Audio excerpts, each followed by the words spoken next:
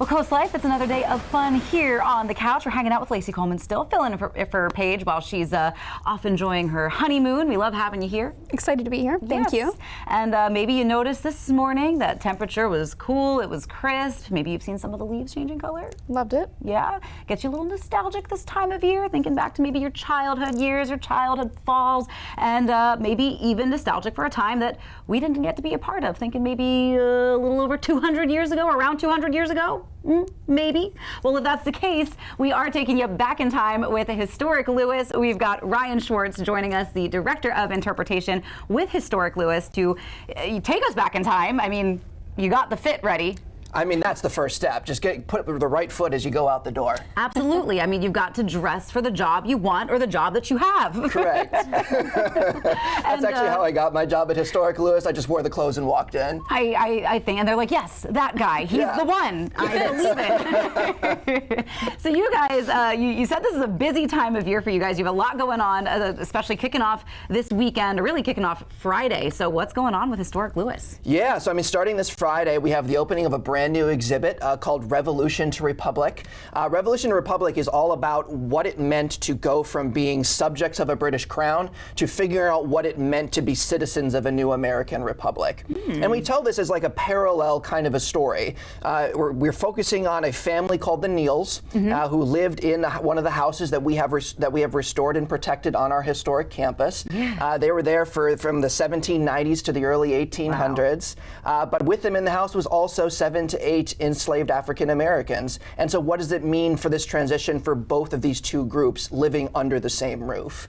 And so we explore that as a part of this exhibit, which is opening this Friday from 4 to 6 p.m. And that kicks off a whole weekend full of activities that we've got going on. Starting on Saturday and Sunday, we have our Harvest Fair. So Harvest Fair kind of balances two different things. We are in the middle of the semi-quincentennial, the 250th anniversary of our national birth, I guess you could say. Yeah. And so this year lines up with 1774, the very last year of peace before the Revolutionary War began. And so we are exploring the two parts of that story of the fall of 1774, where Lewistowners and Delawareans more generally are doing everything they needed to do like every autumn. They're bringing in the harvest, they're preserving the food, they're opening up the market so people can stock up the pantries for wintertime. But they're also dealing with all the stuff that's happening that's leading to the war. It's a time of tension and a fraught atmosphere to be involved in. So we're trying to capture that from 10 to 4 on both Saturday and Sunday with costumed reenactors, I guess you could say. Sure.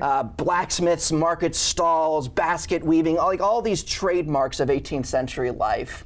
And we're adding into that because Saturday is also International Archaeology Day. Ooh. On both days from 10 to 4, we're also conducting archaeological excavations at our Cannonball House Maritime Museum. First time that's been done in decades, which is very exciting. Yeah, I feel like there's just something I think kids and adults love about archaeology. It really is fascinating, the stories it tell. And it makes me worried about the stories that future generations will tell when they dig up all our stuff and they'll be like, what was this? So all of these events sound wonderful and a great time for kids and adults alike, a great learning experience. Do people need to register, sign up, buy tickets?